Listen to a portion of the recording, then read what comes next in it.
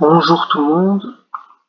J'ai parlé dans la vidéo précédente des dimensions infinies dans les tableaux de Java. Donc j'en ai parlé à un ami qui m'a dit, et si à une certaine énième dimension, cette dimension-ci était imbriquée dans la dimension que le serpent se mord la queue en fait, dans ce système. Oui, parce qu'en fait, je suis parti sur le tableau de Java, et donc en informatique bêtement, et je me suis dit, ce modèle est-il imposable à l'univers? Ah ouais, enfin, je suppose d'autres personnes y ont pensé, c'est pas ça, mais moi je me pose la question et j'ai rien vu sur le sujet, quoi. Est-ce que le serpent se mord la queue dans ce système à une dimension? On a le système cubique. J'avais auparavant, si vous dans la vidéo, si quand j'ai dézoomé à un moment donné, vous avez peut-être pu voir ce, donc ce modèle sphérique des dimensions infinies. Donc y aurait-il des modèles cubiques dans le monde? Les solides cristallins, les solides, les métaux sont-ils dans un domaine qui est plus réglé? Ou sont-ils par exemple l'eau qui est plus fluide? Est-il dans un domaine, je sais pas, je m'y connais pas du tout, je vous demande dans le commentaire de me dire ce que vous en pensez. Ou sommes-nous dans un modèle sphérique? Il existerait aussi, on le dira par après, un modèle ellipsoïdal. Enfin, en commentaire, on va s'amuser, on va voir ça parce que c'est vraiment quelque chose de super intéressant, je trouve. On va se lancer dans une nouvelle aventure. Donc, dans un système sphérique, par exemple, on aurait, on aurait donc, on aurait des sphères. Donc, un système ici qui est représenté donc par un scalaire, donc un scalaire, disons un scalaire A, avec un angle par rapport à x nommé disons θ et un angle voilà par rapport à x, un angle par rapport à oui est-ce qu'on peut le représenter avec deux angles ou avec un seul angle? Donc un angle par rapport avec un seul angle, je pense que ça fait longtemps les cours d'ingénieur, ça fait longtemps. Donc voilà un angle ici. Je crois que c'est deux angles. Je crois qu'on peut le représenter avec deux angles. Y on va mettre en rouge. Donc Y en rouge. Et on va l'appeler ça, on va l'appeler, je suis sûr minimum il y a deux angles, on va faire deux angles et on va faire notre calcul. On va l'appeler θ et epsilon, donc epsilon pardon.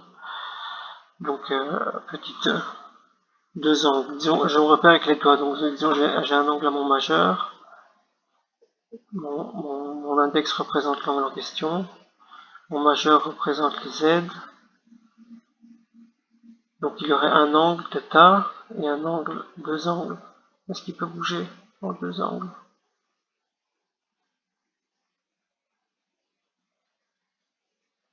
Est-ce qu'il peut bouger sur un angle, sur cet angle-ci? Non, il peut pas bouger sur le troisième angle. Enfin voilà. Donc il est représenté. Ouf, qu'est-ce qui se passe? Représenté par deux angles, θ et epsilon. Donc c'est un système sphérique en trois dimensions qui est représenté par deux angles, epsilon et θ. Si je zoome sur ce système, qu'est-ce que je vois? Oh, c'est pas ici que je vais zoomer. Si je zoome sur ce système, bon, on va le faire à l'ancienne. Qu'est-ce que je vois? Je vois que ce système est aussi composé, lui-même, il est composé de petites sphères. Je ne les ai pas tous représentés parce que ça m'aurait pris un temps fou. Qui lui-même est par plusieurs petites sphères. Donc c'est un système en autant de dimensions qu'on veut, donc n dimensions, x dimensions. Mon prof de maths m'avait dit que pour atteindre la quatrième dimension, il faudrait que l'angle donc de cet axe soit perpendiculaire en tout point aux trois axes précédents, donc à ces axes précédents, donc on peut le vérifier avec x, y, z en langage connu. Donc. Mais la sphère est-elle en tout point parallèle, perpendiculaire? Le modèle cubique, dans le modèle cubique, qu'est-ce qu'on représente un cube? Dans le modèle cubique, oui, l'autre dimension est la surface du cube, qui représente lui-même en fait un...